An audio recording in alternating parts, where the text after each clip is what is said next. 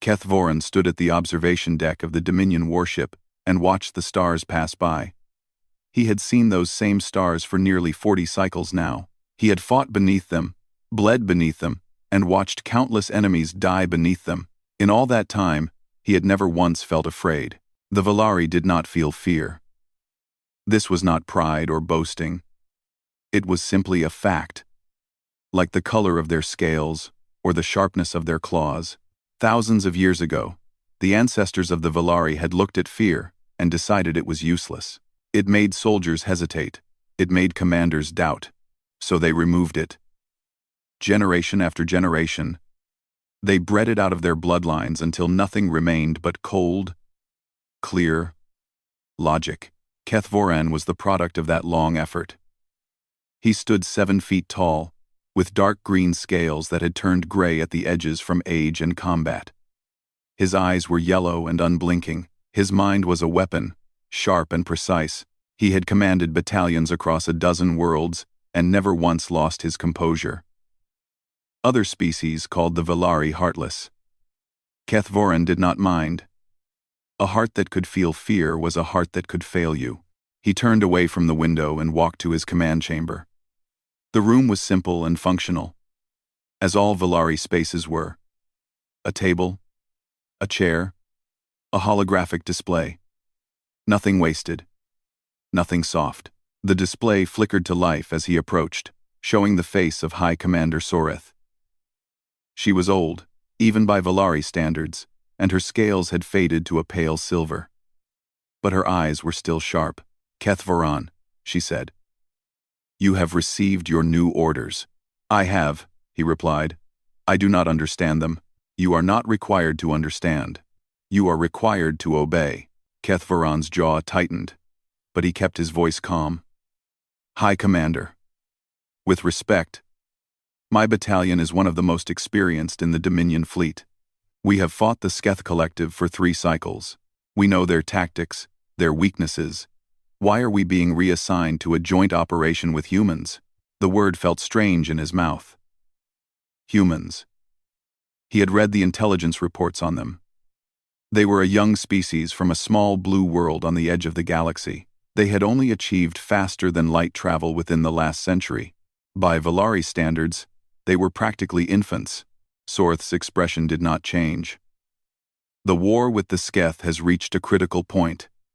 We need every ally we can find. The humans have offered their assistance, and the Council has accepted. The humans have nothing to offer," Keth Voran said. "Their technology is primitive. Their bodies are fragile. They live for less than 100 cycles. What could they possibly contribute to this war? That is what you will find out." Soreth leaned closer to the display. "I am not asking you to like this assignment, Keth Voran. I am telling you to complete it. You will travel to Forward Operating Base Talon 9. You will coordinate with the human forces there, and you will lead a joint assault on a Sketh position on the moon of Verath 4. Keth Voran wanted to argue further, but he knew it was pointless. The Valari did not waste words on battles they could not win. "Understood, High Commander." "Good." Soreth paused. "One more thing. I have received reports that the humans are unusual. Their behavior does not follow logical patterns. Do not let this distract you from the mission." "I will not." The display went dark, and Keth Voran was alone again. He spent the next several hours reviewing everything the Dominion had collected on humanity. It was not much. The humans had only been part of the galactic community for a few decades, and they had spent most of that time squabbling among themselves. They had dozens of different governments, hundreds of different languages, thousands of different cultures.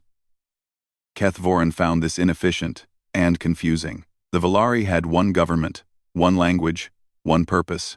It was the only logical way to organize a species. The biological data was even less impressive. Humans were soft-skinned mammals with no natural armor, no claws, and no venom.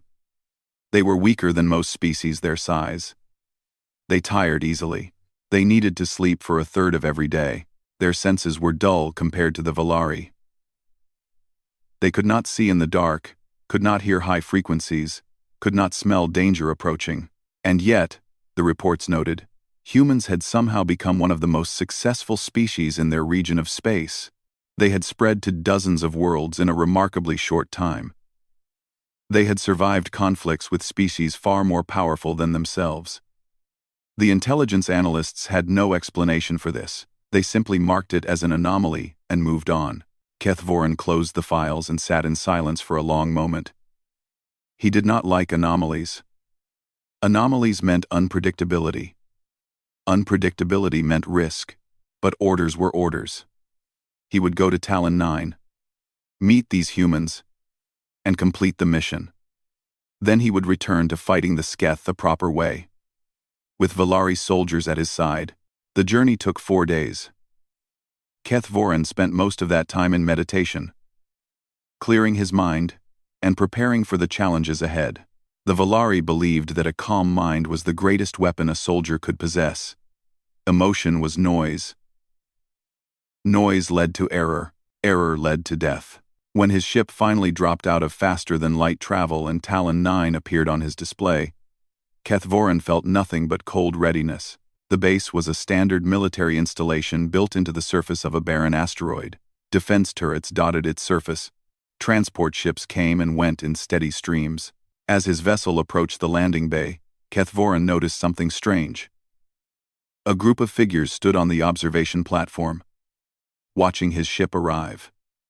They were not Valari. They were too small, too soft, too strangely shaped. Humans. They were waving at him. Kethvorin stared at the display, trying to understand what he was seeing. Why would soldiers wave at an approaching vessel? What purpose did it serve? Was it some kind of signal? A threat? He checked his files again but found no explanation. He made a note to investigate this behavior further. The ship touched down with a gentle thud, and Kethvorin gathered his equipment. His personal weapon, a plasma rifle modified for Valari hands. His combat armor, scarred from a dozen battles. His tactical display, loaded with every piece of intelligence he had gathered. He walked down the boarding ramp and stepped onto the deck of Talon 9. The humans were already waiting for him. There were 5 of them, all wearing matching gray uniforms. They were even smaller than he had expected, barely reaching his chest. Their skin came in different shades, from pale pink to deep brown. Their faces were covered in strange expressions that Kethvorin could not read. One of them stepped forward. He was a male with short dark hair and lines around his eyes that suggested age or exhaustion. He extended one of his hands toward Kethvorin, palm open and fingers spread.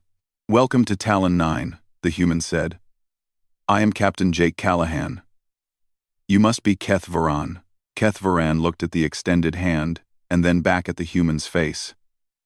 He had read about this ritual. It was called a handshake. It was meant to show that neither party was holding a weapon. He reached out and grasped the human's hand briefly. It was warm and disturbingly soft. "I am Kethvorin," he said, "Senior Combat Officer of the Valari Dominion. I am here to coordinate the assault on Varath 4. Intended as in a Kethvorin. I am Kethvorin. I am here to coordinate the assault on Varath 4. Captain Callahan smiled. It was a strange expression, showing teeth in a way that would be considered a threat among the Valari. "Glad to have you," Callahan said. "Let me introduce you to the team. We have got a lot of work to do." Kethvorin followed the humans into the base, watching them carefully. They moved with a loose, casual energy that seemed completely wrong for soldiers about to enter combat. They talked and laughed among themselves as if they were not walking toward a war. He did not understand these creatures at all, but he would complete the mission regardless. That was what Valari did. The first thing Kethvorin noticed about the humans was the noise. They never stopped making noise. They talked constantly, about everything and nothing. They laughed at things that were not funny. They argued about trivial matters and then forgot the argument moments later. Even when they were silent, they hummed or tapped their fingers or shifted their weight from foot to foot. It was exhausting to watch. Captain Callahan led him through the base, pointing out various facilities and explaining the layout. The humans spoke quickly. using words and phrases that Kethvorin had to work to understand. His translator did its best. But human language was full of strange expressions that did not translate directly. "This is the mess hall," Callahan said, gesturing to a large room filled with tables. "Best food on the station." "Well, I say best. I mean least terrible." Several humans at the tables looked up and called out greetings to their captain. One of them threw a piece of food at another, who caught it in his mouth. Everyone laughed. Kethvorin stared. "Is this normal behavior for your soldiers?" Callahan glanced at the scene and shrugged. "Pretty much. Yeah. They have been out here for 6 months. You learn to find joy where you can." "Joy is not an efficient use of energy." The captain looked at him for a long moment, his expression unreadable. Then he smiled again, in that strange, teeth-showing way. "No, I suppose it is not. Come on, I will show you the training area." The training area was a large, open space with various obstacles and target ranges. A group of humans was practicing hand-to-hand combat in one corner. In another, soldiers were running through a simulated urban environment, their weapons firing harmless light pulses at holographic enemies. Kethvorin watched them work. Their technique was sloppy compared to Valari standards. They wasted movement. They left themselves open to counterattacks. Their formations were loose and chaotic. And yet, there was something else. Something he could not quite identify. The humans moved with a kind of energy that the Valari did not possess. They adapted to changing situations with remarkable speed. When one tactic failed, they immediately tried another. They communicated constantly, shouting to each other, warning of threats, coordinating attacks without any apparent plan. "What do you think?" Callahan asked. "Your soldiers lack discipline," Kethvorin said honestly. "Their movements are inefficient. They would not survive a standard Valari training exercise." He expected the captain to be offended. Instead, Callahan nodded thoughtfully. "You are probably right. We do things differently. Our training focuses on adaptability, thinking under pressure. We figure the plan is going to fall apart the moment we hit the ground, so we teach our people to improvise. A plan that falls apart is a bad plan. Every plan falls apart. The enemy gets a say too." Callahan shrugged. "Our job is to win anyway." Quote, quote, "Our job is to win anyway." Quote, a young soldier jogged over to them, breathing hard from his training. He was smaller than the others, with messy brown hair and a wide smile. "Captain, is this the Valari guy?" Sergeant Ryan Ortiz. "Meet Senior Combat Officer Kethvorin," Callahan said. "Show some respect." Ortiz snapped into something that might have been a salute, though it looked nothing like the precise Valari gesture. "Pleasure to meet you, sir. I have heard a lot about your people. The Valari are legendary. Best soldiers in the galaxy, they say." Kethvorin studied the young human. "How old are you?" 24 cycles. Well, years. We call them years. 24 years. By Valari standards, he was barely more than a child. Valari soldiers did not see combat until they had trained for at least 50 cycles. The idea of sending someone so young into battle was almost offensive. "You are very young to be a soldier," Kethvorin said. Ortiz laughed. "I get that a lot. But I have been doing this for 6 years now. Fought in the border conflicts, the siege of Nueva Lima, half a dozen other scraps. I know my way around a battlefield." "He is one of our best," Callahan added. "Do not let the baby face fool you." Ortiz grinned and punched his captain lightly on the arm. Kethvorin noted this with confusion. Among the Valari, striking a superior officer would result in immediate punishment. But Callahan just laughed and pushed the young soldier away. "Get back to training," the captain said. "We move out in 2 days." As Ortiz jogged back to the training area, Kethvorin found himself watching the young human.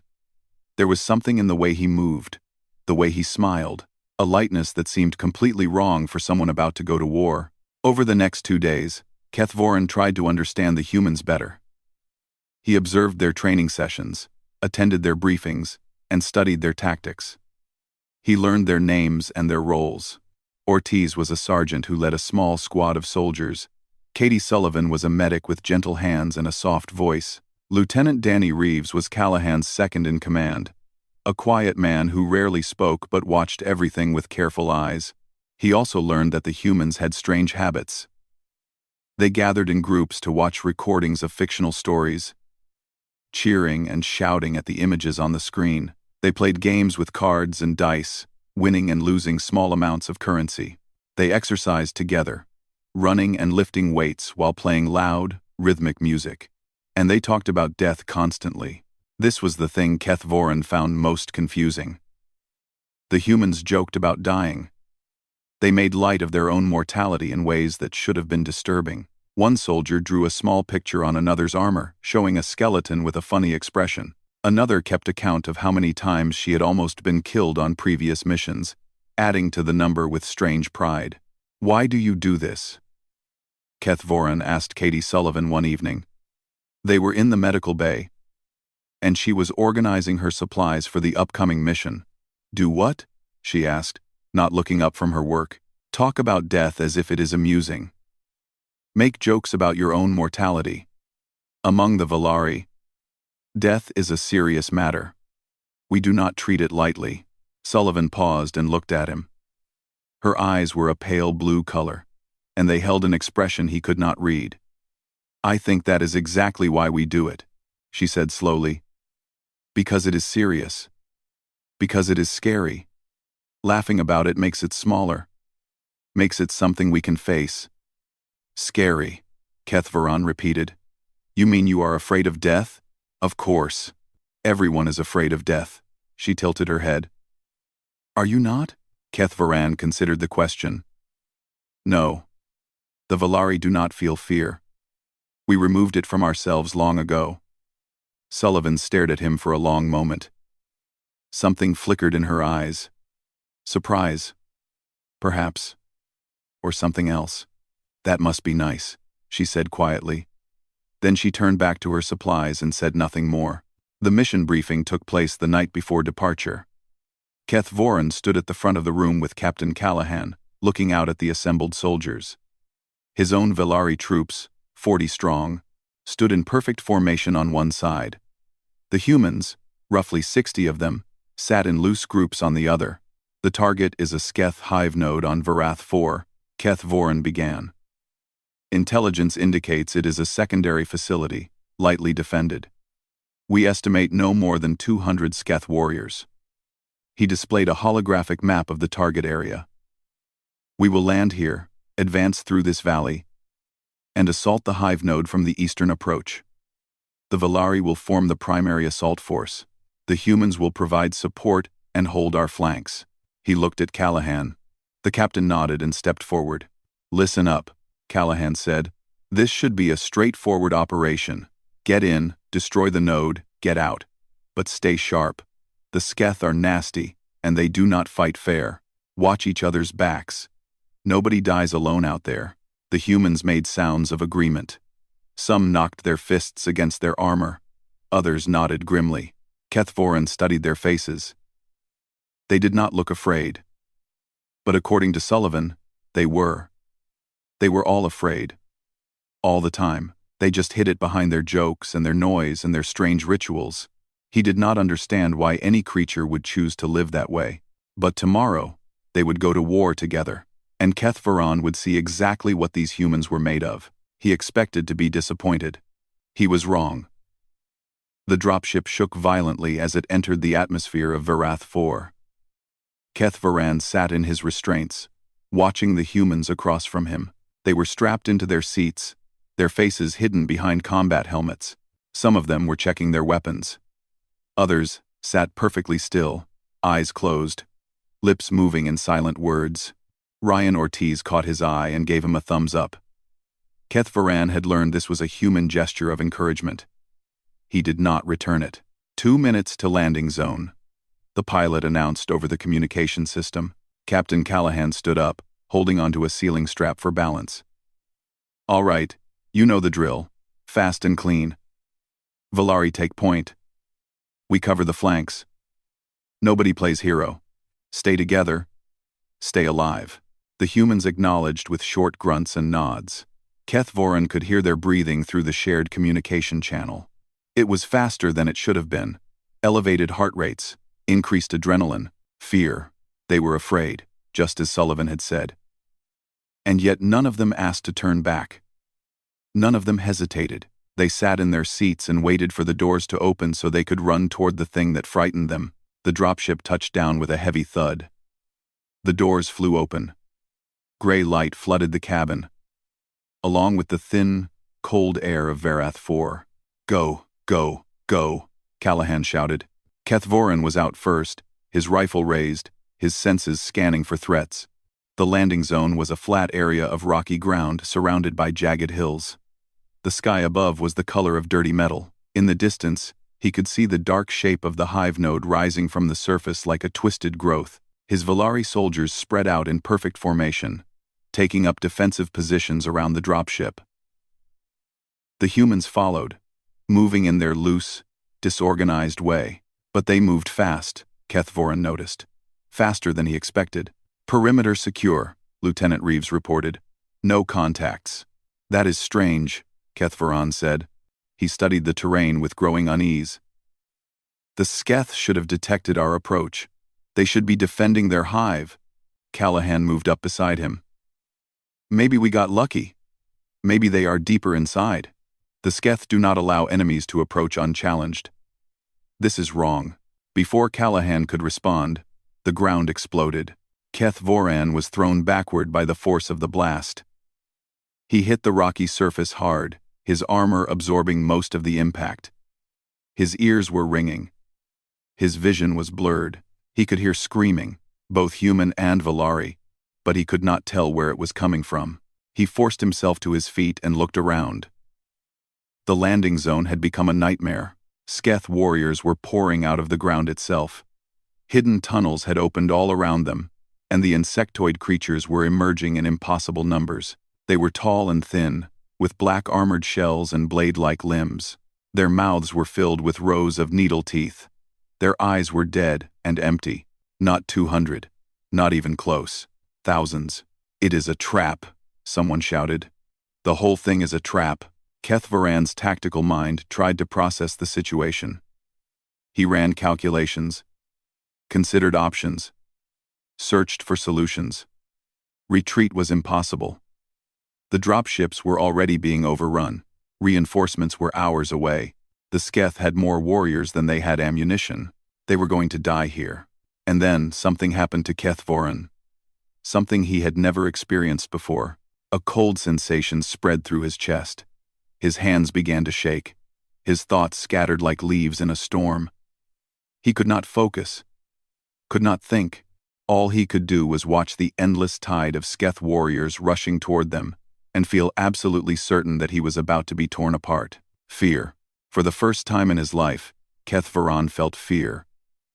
True, primal, overwhelming fear. It paralyzed him.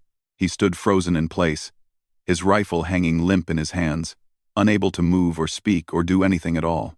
This was what his ancestors had removed from the Volari bloodline. This was why they had considered it a weakness. Because it stopped you.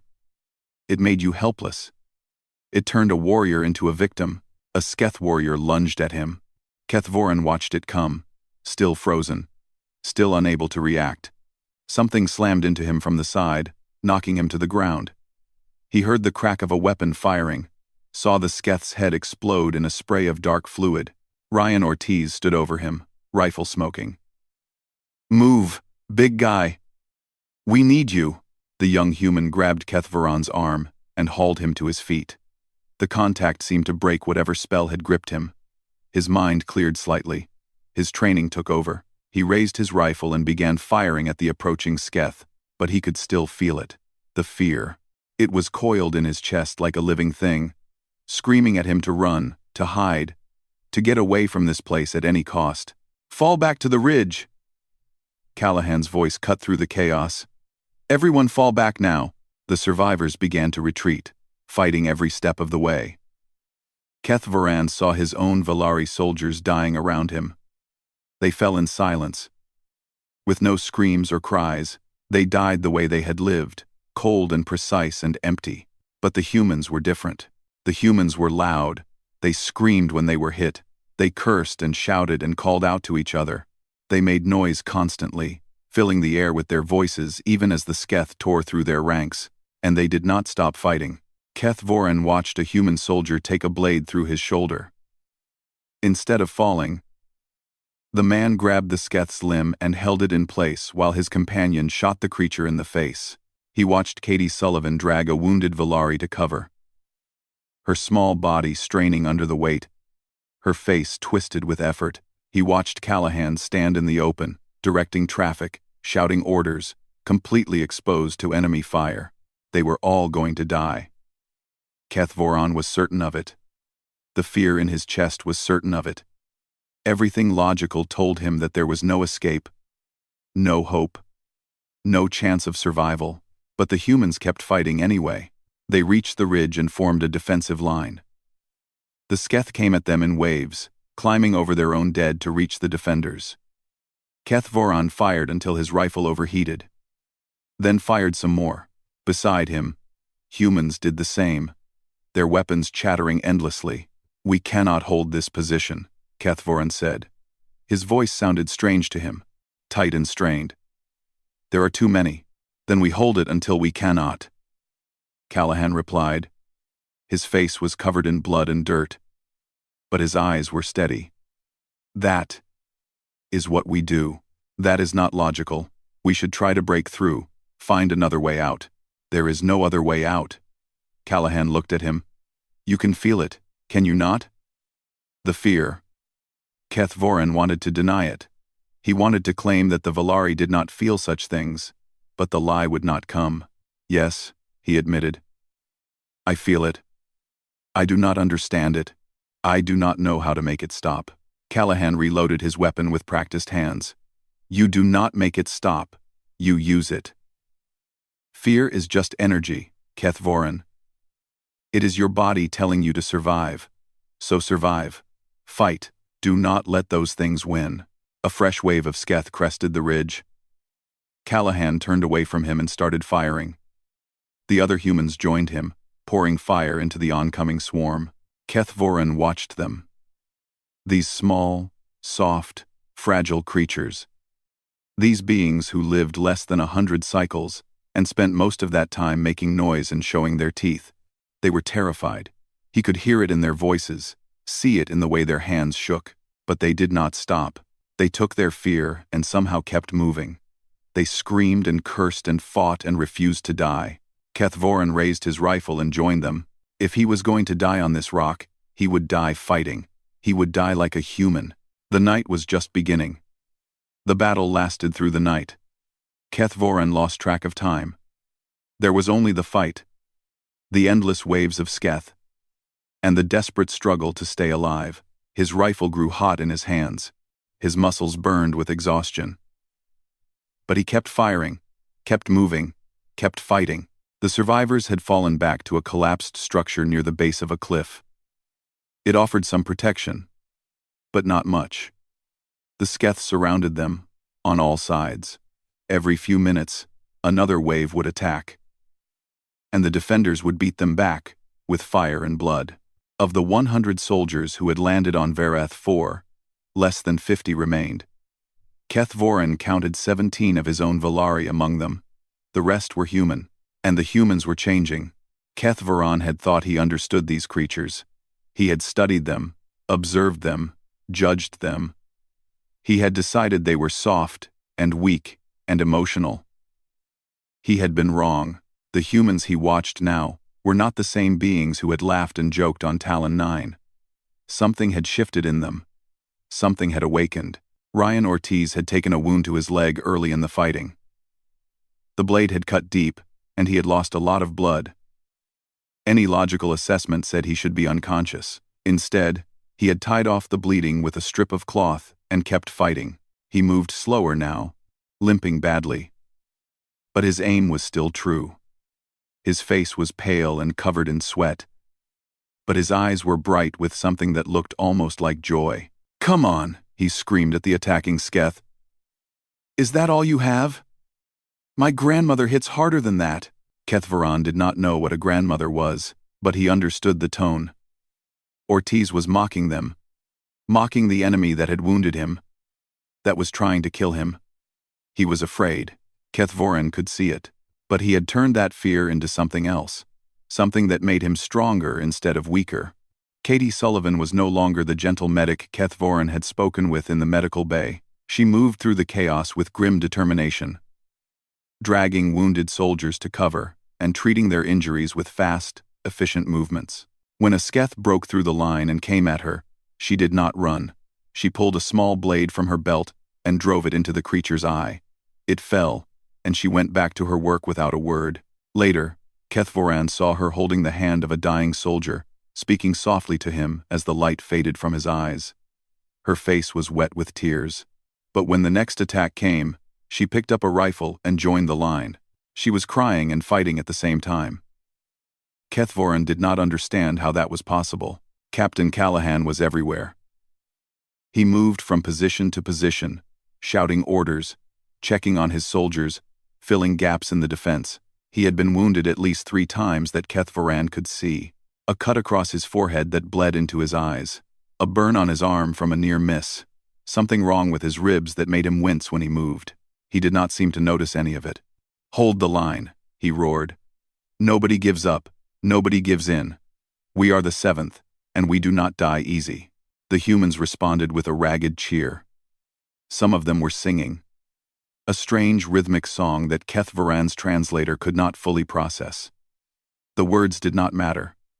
The spirit behind them did. They were telling the Sketh that they were not broken, that they would not break. The worst moment came near dawn. The Sketh launched their largest attack yet. Hundreds of warriors surged toward the collapsed structure from every direction. The defenders poured fire into them, but there were too many. The line began to buckle. A young human private named Chris Delaney was holding a narrow corridor between 2 pieces of debris. It was the weakest point in the defense. If the Sketh broke through there, they would be inside the perimeter. Kethvaran saw what was about to happen. He started to move toward the corridor, but Delaney was already there. The young human planted himself in the gap and started firing. The Sketh came at him in a flood. Delaney killed the first 5 before they reached him.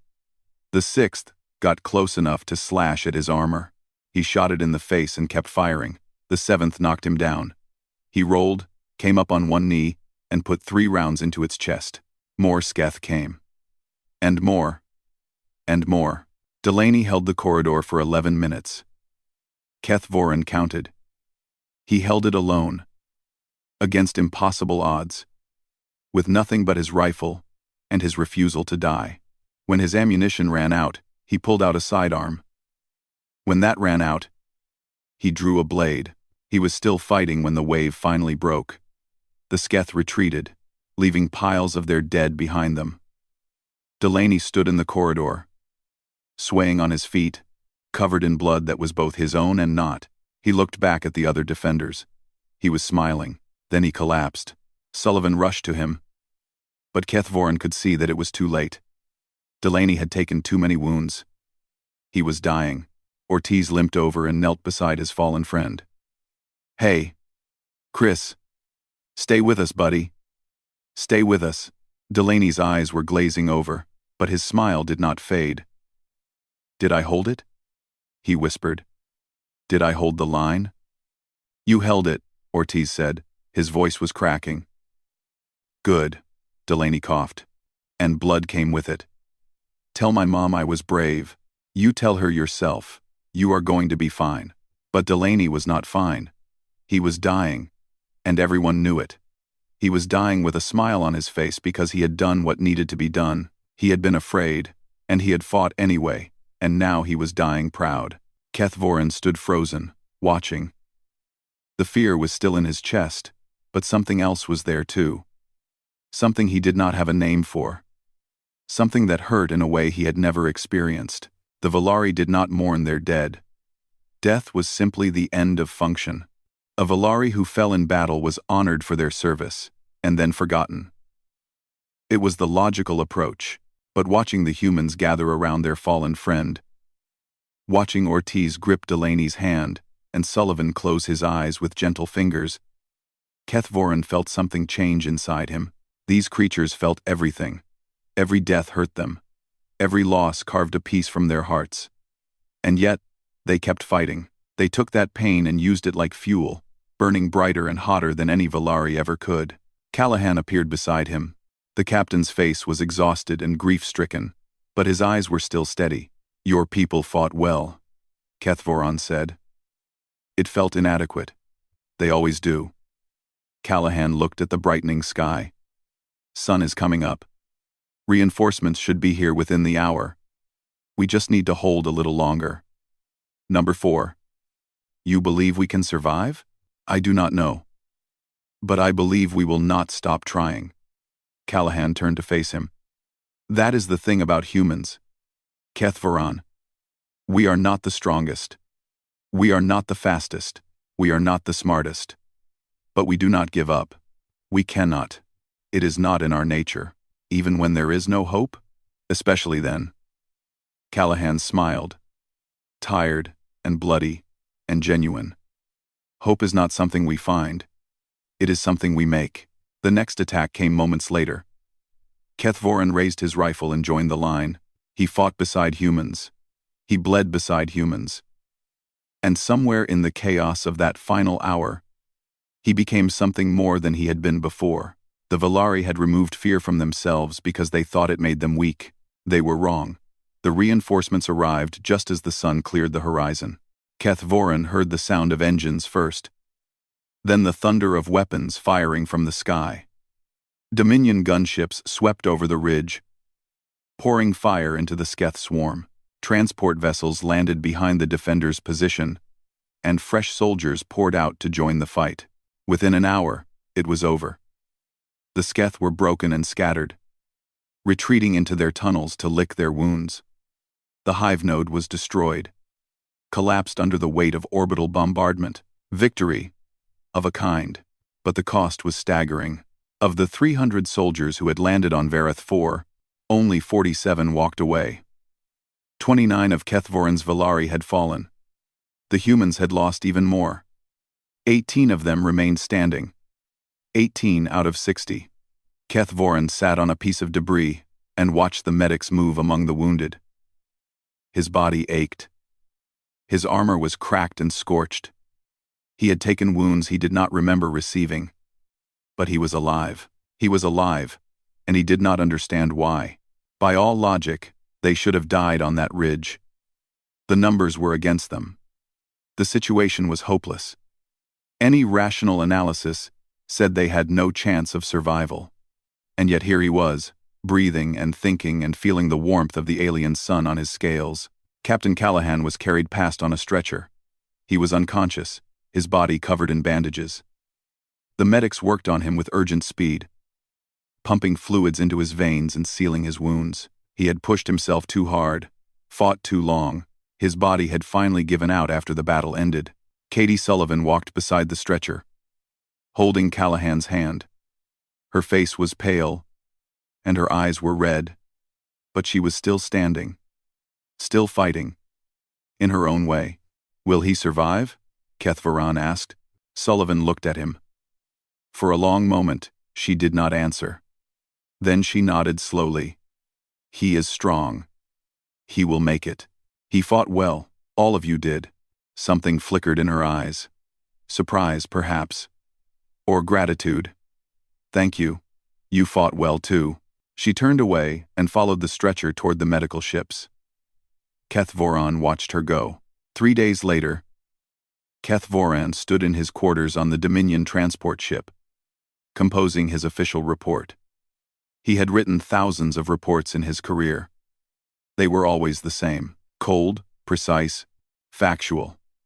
Lists of objectives completed, casualties sustained, resources expended. This report was different.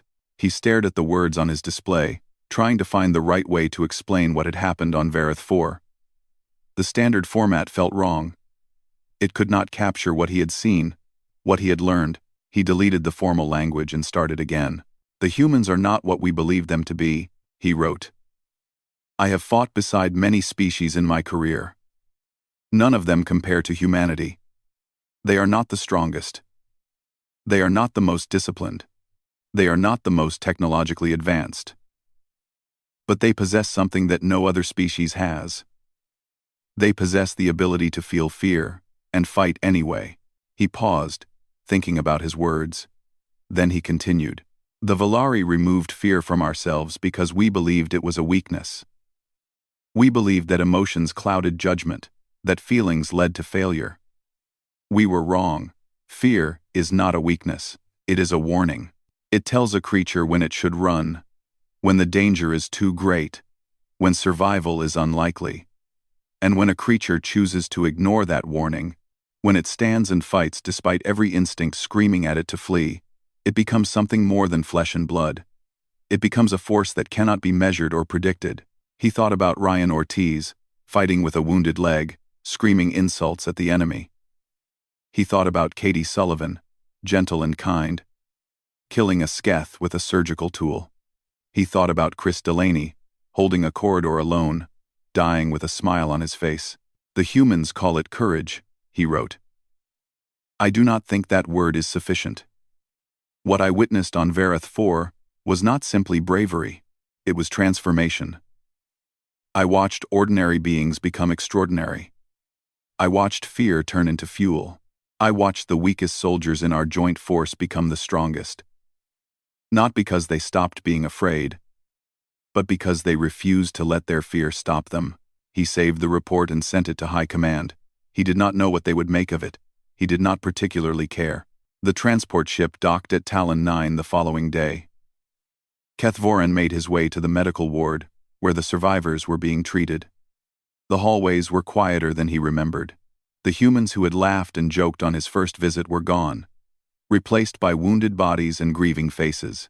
He found Ryan Ortiz in a recovery room, sitting up in bed with his remaining leg stretched out in front of him. The other leg was gone, removed above the knee. Ortiz was talking to another wounded Marine, making crude gestures that Kethvoran did not understand. When Ortiz saw him approach, his face split into that strange human smile. Hey, big guy, you made it! Kethvoran stopped beside the bed. He looked at the young human, at the empty space where his leg should have been, at the bandages covering wounds that would leave permanent scars. Ortiz should have been miserable. He should have been angry or bitter or defeated. He was none of those things. I came to see how you were recovering, Kethvoran said. Not too bad, all things considered. Ortiz patted the stump of his leg cheerfully. They are going to fit me with a prosthetic next week. Latest model. Supposed to be even better than the real thing. He grinned. I am going to be like 60% robot. Pretty cool, right? Kethvoran did not know how to respond to that. He settled for honesty. I am glad you survived. Yeah, me too. Ortiz's grin faded into something more sincere. I am glad you made it too. You did good out there. For a while, I thought you were going to freeze up on us, but you pulled through. I experienced something on Varath 4, Kethvoran said slowly. Something the Valari do not normally feel. I believe it was fear. Quote, Ortiz nodded. Yeah, I figured. I saw your face when those tunnels opened up. Welcome to the club, buddy. Fear is a pain, but you get used to it. I do not think I want to get used to it. Nobody does. But it is part of the package. Ortiz shrugged. The trick is not letting it control you. You feel it, you acknowledge it, and then you tell it to shut up and get out of the way because you have a job to do. Kethvoran considered this. It was not the Valari way. The Valari way was to remove anything that interfered with efficiency. But the Valari way had not saved his soldiers on Varath 4. The human way had. I learned something from your people, he said. I learned what fear was, and I learned what you do with it. Ortiz's smile returned, softer this time. Yeah? What did you learn? I learned that you take the worst thing a creature can feel. The thing that should make you run and hide and give up. And you turn it into strength. I do not understand how you do it. But I watched it happen. I watched your soldiers face certain death and refuse to accept it. I watched them burn with a fire that the Valari cannot match. He paused, searching for the right words. My people believed we were superior because we felt nothing. Now I wonder if we are inferior because we feel nothing. The humans on Varath 4 were not fearless. They were terrified, and they fought harder than any soldiers I have ever seen. Ortiz was quiet for a moment. Then he laughed softly. Yeah, he said. We are kind of messed up like that. Kethvorin looked at the young human, missing a leg, covered in wounds, laughing about the chaos inside his own heart, and for the first time in his 40 cycles of life, Kethvorin understood what it meant to be truly alive. He felt his face doing something strange. His mouth was curving upward. His chest was shaking slightly. He was laughing.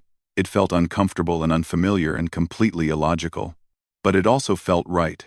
It felt like something new and precious and important. Ortiz stared at him in surprise, then started laughing too. The other Marine joined in, though he clearly did not know what was funny. The sound filled the recovery room, strange and beautiful and human. Kethvorin had gone to war expecting to witness weakness. Instead, he had witnessed the greatest strength in the galaxy. He had learned what fear was, and he had learned what the humans did with it, and he would never be the same.